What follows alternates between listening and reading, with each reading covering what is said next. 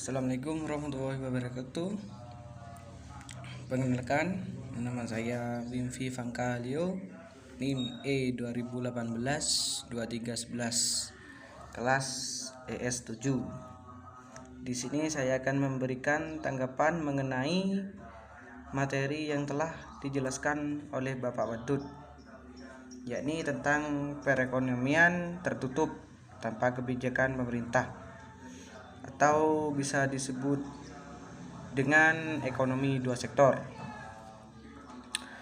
Sebelum saya memberikan tanggapan, di sini saya akan menjelaskan sedikit kesimpulan mengenai yang saya pahami tentang materi ekonomi dua sektor.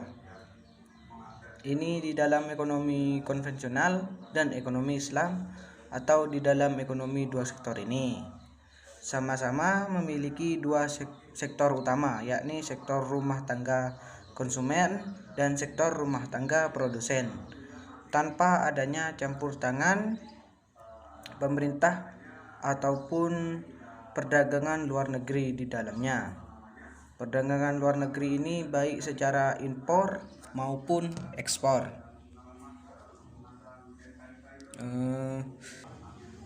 Selanjutnya, meskipun sama-sama terdapat dua sektor antara ekonomi konvensional dan ekonomi Islam, ini juga mempunyai perbedaan.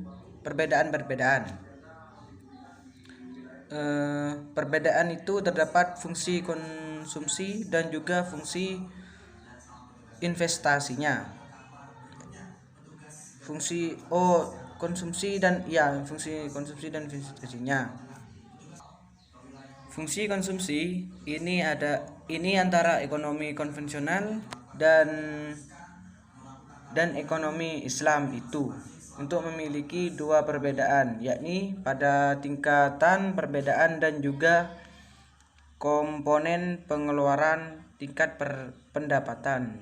Pada ekonomi konvensional ini hanya ada satu, yakni tingkat pendapatan masyarakat tanpa terbagi menjadi dua ataupun tiga. Namun jika di dalam ekonomi Islam, tingkat pendapatan ini terbagi menjadi dua, yakni tingkat pendapatan masyarakat di atas nisab dan tingkat pendapatan masyarakat di bawah nisab.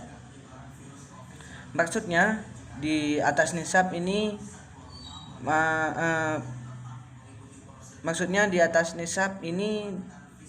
bagi golongan orang-orang kaya, dan di bawah nisab ini maksudnya itu adalah golongan orang-orang miskin. Selain tingkat pendapatan terdapat juga perbedaan selanjutnya, yakni komponen pengeluaran. Dan komponen pengeluaran pada ekonomi konvensional itu hanya ada satu, yaitu komponen pengeluaran untuk diri pribadi tanpa adanya komponen-komponen lainnya.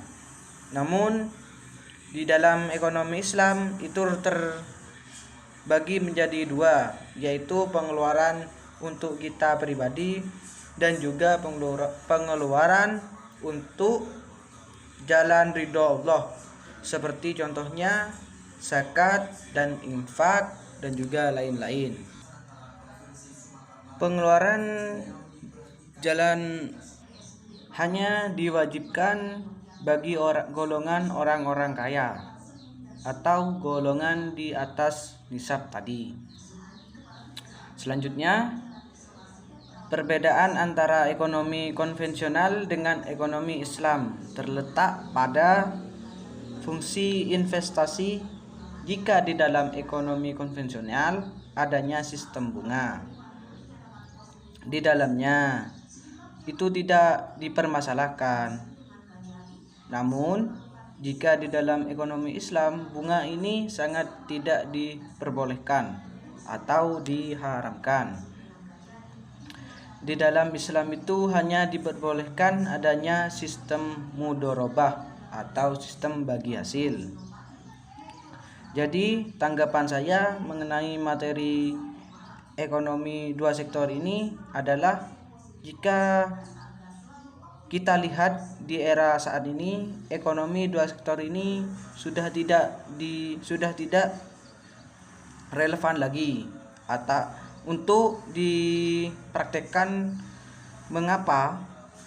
Di dalam suatu negara, dalam perekonomian suatu negara itu tidak mungkin dapat memproduksi suatu barang hanya dari dalam negara itu sendiri tanpa membutuhkan negara lain.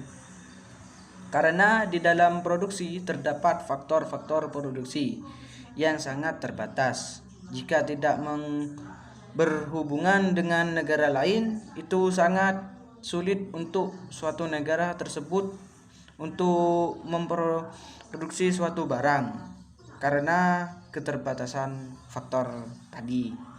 Itu sekian dari saya. Wassalamualaikum warahmatullahi wabarakatuh.